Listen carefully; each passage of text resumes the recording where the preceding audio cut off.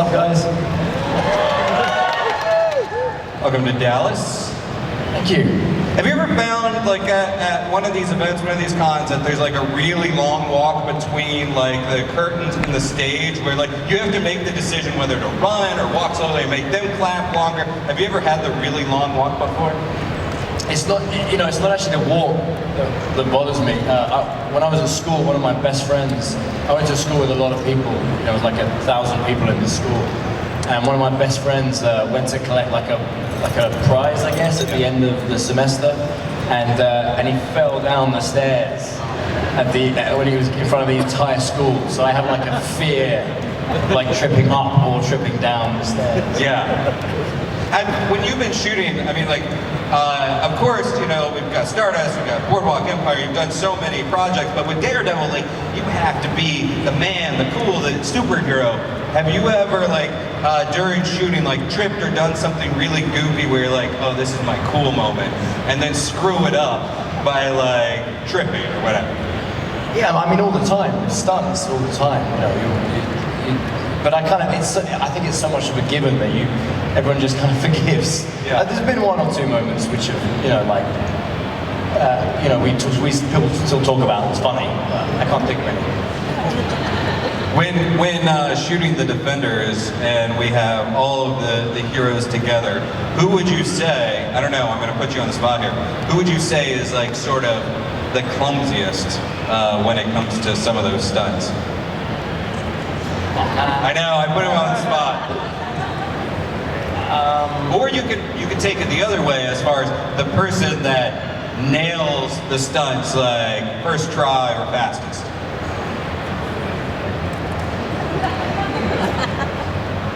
Oh man, I don't know.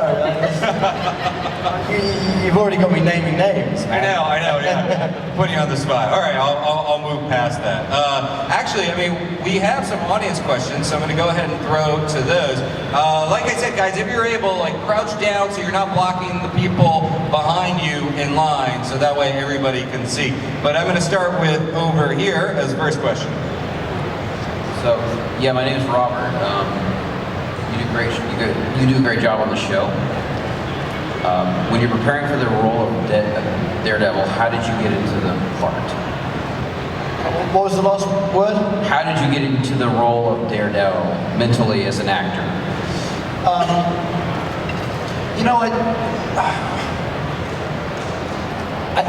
I honestly don't actually really know the answer to that question. That sounds like a strange thing to say, I think, but this is true of any role, I think.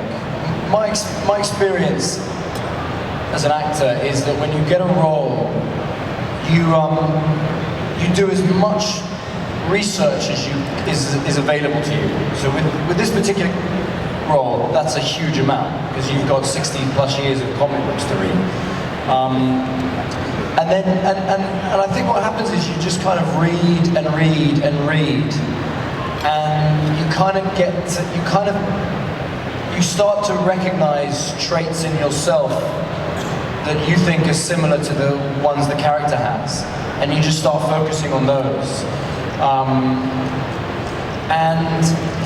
It's kind of an odd process, because you try not to ever, if you try and kind of put on a funny walk or something, or like do a funny voice, or try and like when you're telling a joke and you do an impression of someone, if you do that on TV, I don't think it'll work. I think it will look like you're acting, So the trick is to kind of just slowly kind of morph into this other guy and find how he thinks, and try to identify what traits you have with this character in common, so that you can work on those. And then also, try and find out what do you not have in common? What are the areas that you have to work on? One of the things that I do as a human a lot is smile. And I remember thinking early on, I'm not sure DD smiles as much as I do, So that was something I had to work on, like literally stop smiling. But it's got to be tricky as an actor, because as you're crafting that role, that character, if you take on certain affectations, you're potentially stuck with that thing for the next several seasons, like, you know, a certain walk or things like that, right? Right. Yeah. So you want to be careful. Actually, a few years ago, I was doing a movie, and when I turned up for the first day, I had a huge beard. I hadn't shaved for a long time. I hadn't worked for a long time. and I had this huge beard, and they put me into hair and makeup. I think we were shooting in a couple of days. They put me into hair and makeup, and they said, right, you'll do hair and makeup, and then we'll have some lunch, and then kind of do a costume fitting or whatever. And so I was shaving my beard, and I thought, just for fun, for lunch, I was going to leave these huge, like, Wolverine sideburns. Just for fun, right? Just because when you're shaving a big beard, you got to have at least 5 minutes of like, what if I did this, you know? And then I went to lunch, and the director walked up to me and was like, oh, cool, keep that. And that was the next 4 months, you know? And it was like, and it's fine on set because, you know, you're an actor, you're doing a thing, but like you walk around your town and people are like, that's a choice. You know, I think people reasonably, they always want to ask about how you develop the role, but it's also interesting that when you are doing multiple seasons, you have to also evolve that character. So is it as much or more of a challenge for you to evolve and constantly like grow Matt Murdock, so that way, like all of us, he's changing and throughout his life? Yeah, that's been a real challenge, and it's the first time that I've come up against something like this. So, you know, I've now played this character for, I mean, I don't know, I can't do the maths quick enough, but like close to 40-something hours. And no matter how brilliant the writing is on our show, you're gonna come up with similar situations, you're gonna say similar lines, you know, and in order to be consistent as a character, you know, people do tend to think pretty similarly to how they have done in the past, you know. So for me, the thing that I've been working with the showrunner this year a lot on is like, you know, how has Matt's attitude towards life changed since the end of The Defenders? You know, the good thing about the end of The Defenders, it was such a massive moment for him personally, that we were given the opportunity, I think, to meet a slightly different Matt Murdock than we've met before. And so I've really enjoyed kind of exploring that this season.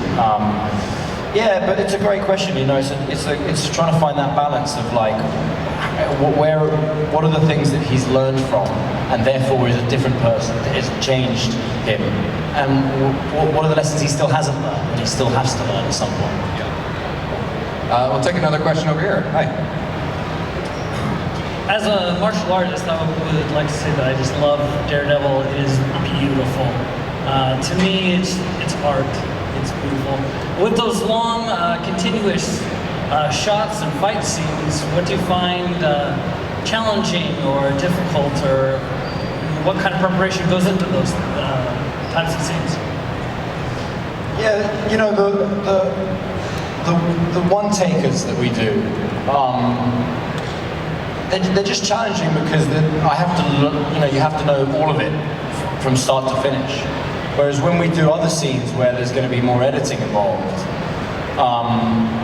I can learn pieces, you know, smaller pieces at a time, you know, maybe 6 to 10 moves, and then I can work on that, we can film it, and then I have a break and I can learn the next bit. You know, when we do one take, it's, I have to know the whole thing start to finish. And also there's always that added pressure that you're going to get like however many minutes it is, let's say it's 6 minutes, you're going to get to the 5th minute and it's going perfectly, and then you do something that ruins it, you know, for everyone else, and you have to kind of do it again. So that's one of the things that I find quite hard about it, because I'm you know, I love doing that stuff. I do as much of it as I can, but I'm not a trained, you know, martial artist, so or stuntman, so you know. Yeah. Thank you. Thanks. Thank you. Hello. Hi, huge fan. There's like a billion questions that I need to ask you, But we'll keep it to one. yeah, we'll keep it to one. And no bias here, but do you think that you make a better Daredevil than Ben Affleck?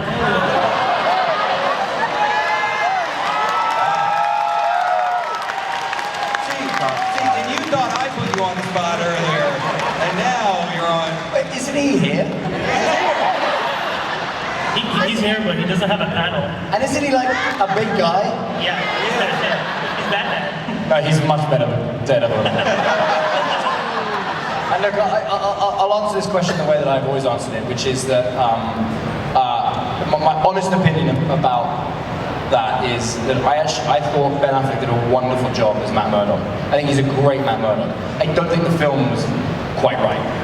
Okay. But I think he's effective. I think he did a great Matt Murdock. And I watched it and I actually took on board a number of things that he had included that I thought worked really well. Thank you. Okay, thank you. Thanks.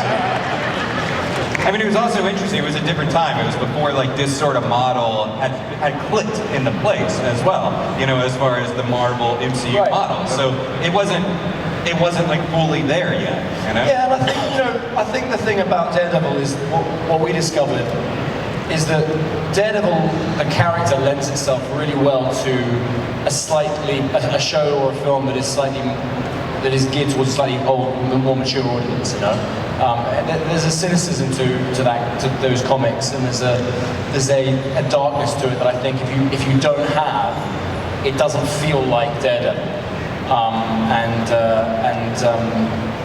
You know, we were able to do that with the show. Yeah. Hi. Hi, Charlie. Hi. So I know a lot of the credit should be given to the fight coordinators and the stunt teams that make you look so badass as Daredevil. But I read a really great interview with your stunt double, Chris Brewster, on how he worked with you and Elodie Young to develop the fights in The Defenders, which were unique because they needed to be true to the relationship and the story between your characters. Would you be able to share any insights on how you collaborated with Chris to bring these kinds of emotional storytelling moments into complicated fight scenes? Well, you know, Chris Brewster is such an incredible individual. I mean, what he can do regularly blows my mind. You know, it's a joy to work with him and watch him and train with him. I say this and I mean it 100%. Our show would not be anything like what it is or have the reception it's had if it wasn't for him. He's a massive, massive part of the success of the show. And from the very first day that I met him, we talked about character, which sounds like an obvious thing to say, but actually I don't think it is the case. I'm not sure that all stunt doubles are willing and able to go into character in the same way. I mean, they can do stunts, but can they bring a performance? And you know, me and Chris would talk, you know, just talk about the physicality, about, you know, what are your shoulders doing? How do you walk? How does he move in between those tiny moments from one punch to another punch? Like, what is the body doing there that is true to this character? And you know, it's got to the point now where Chris and I are so in tune with who this guy is that I can, if they tell me, oh, we have to go and film a different scene and Chris is going to have to do this part of this sequence over here, I 100% trust him to do it and know that it'll be identical to what I would have done. It's just better. And then Elodie, you know, Elodie is unbelievable because Elodie's like a black belt. So doing all of those stunt sequences with her was such a joy because she's so talented. And she, you know, I like to think that I pick up the scenes quite quickly. I enjoy that aspect of filmmaking. I really like the physical aspect. So I work hard at it and I can pick up sequences quite quickly. But Elodie was just like twice as fast as I was. You know, she was amazing. So you know, those fight sequences in Daredevil 2 and Defenders were particularly enjoyable because there was so much competence. Thank you. Great question. Thank you. Hello. First, thanks for coming out to Dallas. Thanks. And I was wondering, when you guys are done filming, Is it weird to see John Bernthal smile? John doesn't John doesn't smile in photographs. I don't know if you've noticed this. Like he just doesn't do it. It's not his thing. He can't smile in photographs. I can't stop smiling in photographs. But whenever we're like on stage doing like a convention or a panel or whatever, if we're having photographs together, if you watch carefully, you can see me say under my breath, "Don't smile, John. Don't smile. Don't smile." Because I love to make him smile when he doesn't want to, you know. Yeah, John's such a. I mean, how good is Punisher? You know what I mean? And you know, he's such a great guy, such a lovely human. I tell you what is weird. It's getting to know John and realizing what a wonderful spirit he is, what a kind, lovely man he is. But sometimes you look at him and you just think that guy's mean.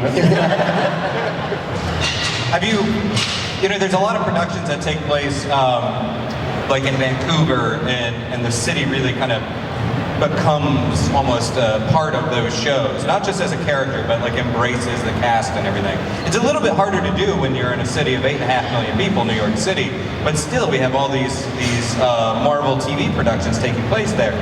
Do you find that the city is sort of like, do you start to feel like a camaraderie with the city, almost like it's embraced you guys and the production there so much so that it's like, it's another character, I guess, on the show? No. and here's why. If you guys have ever walked past a movie set and you see the caravans and they're like setting up and there's like a breakfast tent, you guys have had that experience, right? They film much in Dallas, I'm sure. You walk past, like I'm on film sets all the time, and still if I'm walking down the street on a day off and there's a film set, I'm like, oh cool, what are they filming? You know what I mean? Like it's exciting to see that. In New York, there's so many productions that New Yorkers are so sick and tired of not being able to park, not being able to walk down a street that they want to walk down, being told that they have to cross the road because there's a production.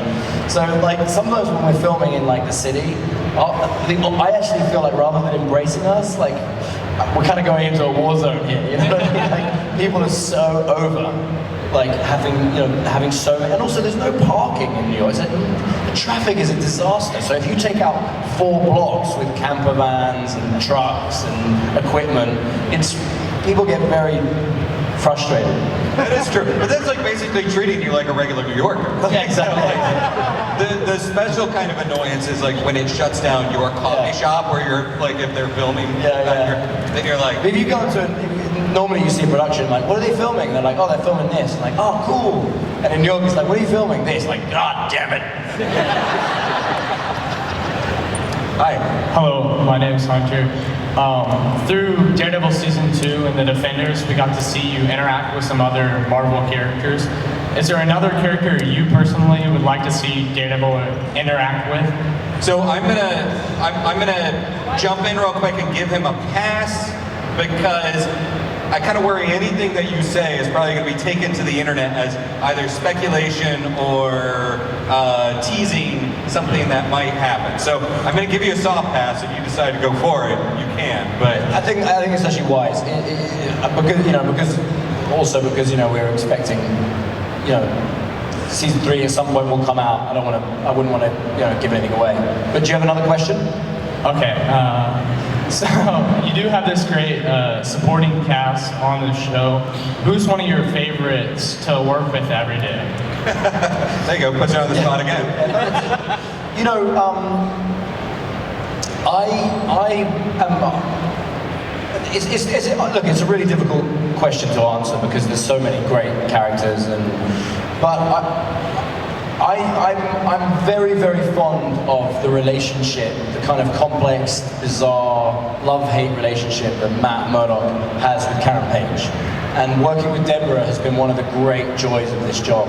She's such a talented actor, and she's so prepared, and she has such great ideas. There'll be days where I'll be going to work, and I'll be like, oh God, I hope I'm ready for this scene. And then I'll be like, oh, it's with Deborah, she's got it covered. You know what I mean? Like, so, and I'm very, very fond of who Matt. I love exploring Matt's vulnerability with her, so she's one of the people I love working with the most. Thank you. Thanks. Sorry, I had to be a bad cop on that one. Hey Charlie, my name is Rami, nice to meet you. I want to thank you personally for actually gaining interest in my wife's interest in the Marvel Universe. After she watched Daredevil Season 1, it just kind of opened up her mind to all the movies and the further Netflix series. So I personally want to thank you for that because it's made my life awesome. So thank you. My pleasure. My pleasure, my friend. My question for you is, Daredevil is known as the man without fear, and my personal fear is I get freaked out about space. Like the fact that I was just floating in an endless nothing of blackness would be my personal fear. Do you have an actual phobia or fear that you want to share with us? Oh, wow.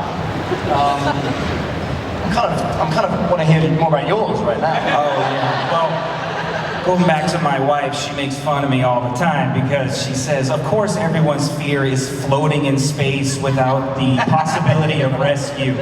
But when I watched that movie Gravity, that was the worst movie I've ever seen because that hit home for me. But I know people are scared of spiders and snakes and stuff. Here's what your question has made me think of. Do any of you guys watch Black Mirror? Yeah. Yes.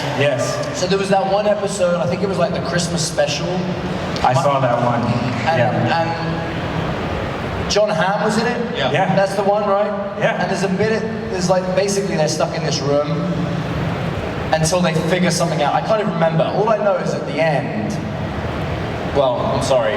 Any spoiler, yeah. That's all right. It's been out for like more than a year. Yeah, all I know is at the end, they basically turn the dial so that the guy who's stuck in that one room is going to be there for millions and millions and millions of years or something. Yeah.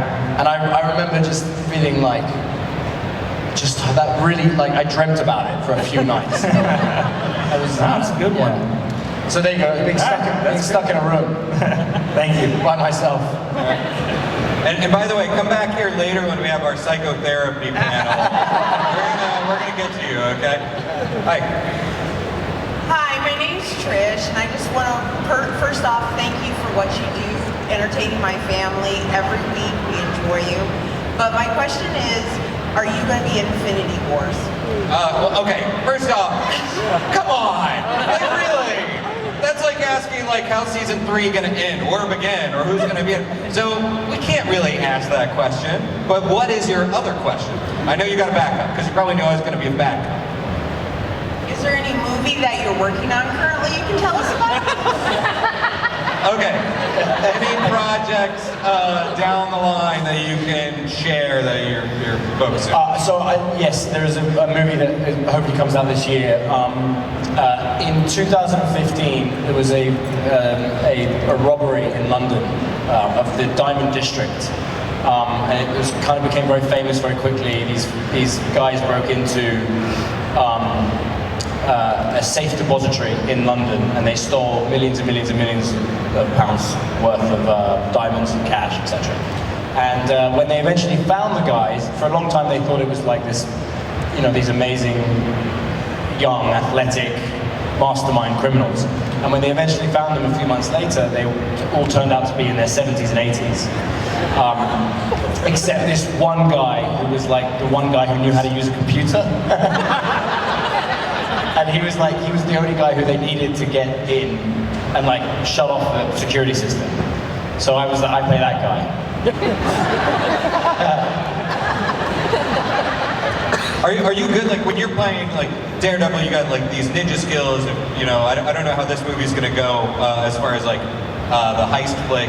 But are you good about like sneaking around and not making noise? Like when you're at home and you're trying to move around quickly or quietly, are you good at that, or do you make a lot of noise? No, I feel like I'm good about it, but I've recently discovered that I might not be, because we're doing a lot of night shoots, and so I'm coming home at like 4 or 5 a.m. and I'm coming to the house and I'm waking the baby up every single time, and then you know what I mean, and it's like I feel like I'm being really quiet. Maybe I shouldn't have cereal, but like when you come home and it's 5 a.m. and you're so tired. Cereal, you know? Like really cheap cereal that you shouldn't be eating, especially if you play a superhero. Like really sugary. Yeah, just like the stuff that you'd be ashamed of anyone else to see, you know what I mean? Like every bite. Cereal that's supposedly for the baby, you know? Every bite is like pronounced and like every crunch is like resonating throughout your whole house, It's become like a thing, I can't help it. You know, I come in and I'm like, I gotta have my cereal now. Then just don't eat cereal. Hi. Hey Charlie, thanks for being here. I'm just gonna, before you, I'm just gonna let the guys behind you into a little secret. There's no one on this mic, and you guys have been queuing for like forever. Are they? Is it pretty? Oh, no, they're all squatting because they're playing by the rules over there. Oh, they're sitting down. I take it back. Yeah. Go. I take it back. It's all right. Those nice people will let you back in the same spot in line, okay? Actually, now they've gone. You can go back. You can go back. We can really do this all day. Yeah. Sorry. Sorry. Oh yeah, no problem. I was wondering, you hear such great things about working with Netflix, that they grant a lot of freedom, that they're really good to you guys, they have good notes. What's been your experience with that? Has it just been great? Yeah, man. I mean, yeah, 100%. And they that's I think the great challenge. The balance is to, as you say, allow creative freedom to the people who are on the set every day making decisions, and the writers and directors and stuff, but also having good notes as well. Knowing when to step in and say, I think it would be better if this happens, or I think do you want to consider this?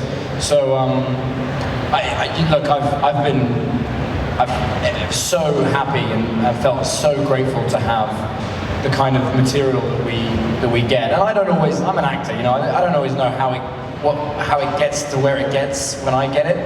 A script has probably been through 7 or 8 drafts before I'm allowed to read it. And so I never know, which notes are Netflix, or which notes have come from Marvel, etc. But all I'll say is I always get these scripts and I read them. I'm like, oh great, this is great. I want to be in this. Thank you so much. Thanks. Hi. Hi, Charlie Cox. My question is, are there any on-set shenanigans or fun little gags you have with other members of the cast and the crew while you're filming? Yeah, we're always like, if the moment's right, we've become such good friends at this point. We're always, fooling around a little bit, playing pranks on. Like the other night, one of the stunt guys had set up a bunch of blankets in this location that we were filming, and he was having a nap. And we were working up above him on like this mezzanine above him. So we were taking in turns to see who could get him with water. It's 4 a.m. You got to do something. And how dare he be sleeping? Wait, who did you get him? Who got him? I got him. You got him. That's why I told that story. Yeah. Hi. Hey, so I was just wondering, obviously Matt Murdock is blind, and I was curious how you were able to portray that so believably, like if you did any research or any tricks or anything that you did to portray it that way. Yeah, thank you. I did. I worked very closely with a gentleman who's been legally blind for 20 plus years. A guy named Joe Strecce, who's become a dear friend of mine. It would take too long to kind of explain now all the different aspects of it. But I spent a lot of time filming him, filming his eyes, trying to figure out the hardest aspect of it that I discovered quite quickly is that I can mimic what he does with his eyes quite easily, but that doesn't always work on camera because the camera isn't always where you would need it to be. So what I've had to do is I have to adapt what my eyes do depending on where the camera is, and that at first was quite tricky. Because, like, for example, when I talk with Joe, he will often, if I'm looking at him, his eyes will be looking closer to my mouth, for example, because he's probably looking towards where the sound is coming from. But if the camera is over here, and I'm speaking to someone here, you can't tell. It just looks like I'm looking at them. So then I have to kind of exaggerate the vertical line a little bit, maybe look a bit lower or a little bit higher or stuff, just to kind of consistently tell that story. The trickiest aspect is, of course, as you guys will know, Matt is visually impaired, but he doesn't need his eyesight in order to function in the same way. So the tricky thing is, if I'm sitting at a table here and in the scene I have to pick up a glass of water or pick up something from here, Matt would never look to do that. So there's a lot of time wasted with me going. But of course, none of those we can't actually use any of that because in reality, he just picks it up.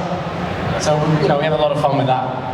There was a scene in season 1 that I'm really proud of. I really enjoyed doing, where Rosario Dawson throws me my sweater or my t-shirt, whatever. But she was behind me when we got to that part of the scene. And she's meant to throw it at me. It said it in the script. She throws it at me. And so what we had to do is we had to have someone off camera go 3, 2, 1, now. So every time he said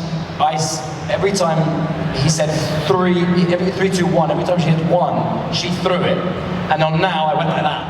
And after 10 takes, we got it. And it looks really cool. But if you saw all the other takes, you would be like, no. The magic of TV. Yeah. We only have time for a couple more questions, okay? So I'm going to take one over here, bounce over there. Hi. Hi, my name is David. I wanted to ask you about your workout routine. Oh, could you speak up? Yeah, speak up a little bit. Hi, my name is David.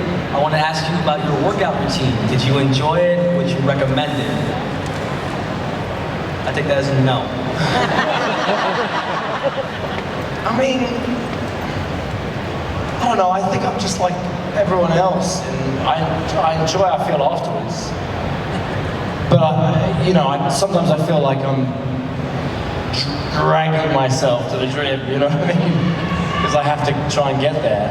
I enjoy it to some aspect, to some degree, but it's working out, you know what I mean? It's like, I'd never done it before, so I really relish the opportunity to have a job where, it's required.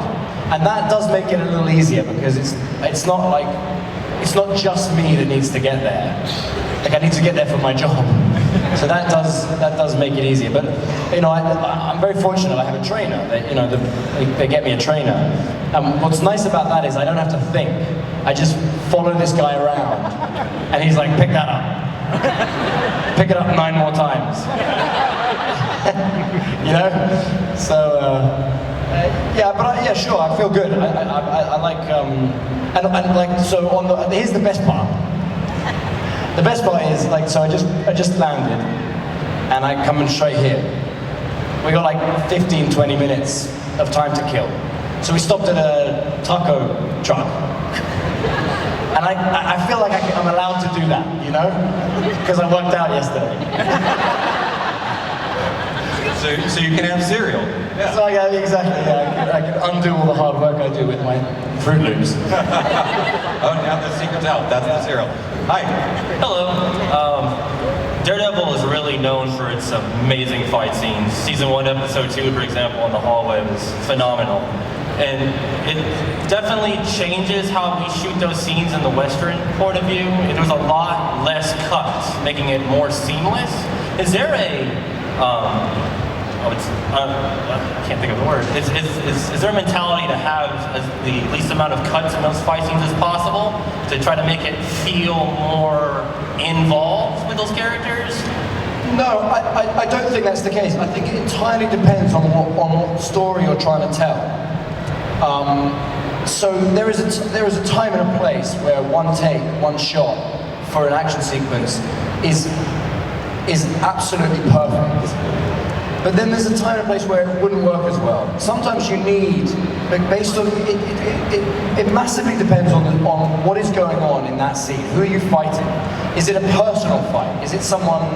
Is your nemesis in this particular scene an old enemy who there's a lot of emotion around? Or is it just a bunch of bad guys? You know what I mean? So that's really the job of the director and the writers and stuff, to figure out how are they going to best tell this story.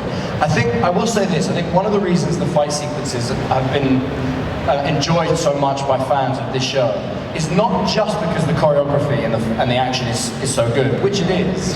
It's also because there's storytelling in all of them. Every single punch and every single kick supposedly is talked about and discussed.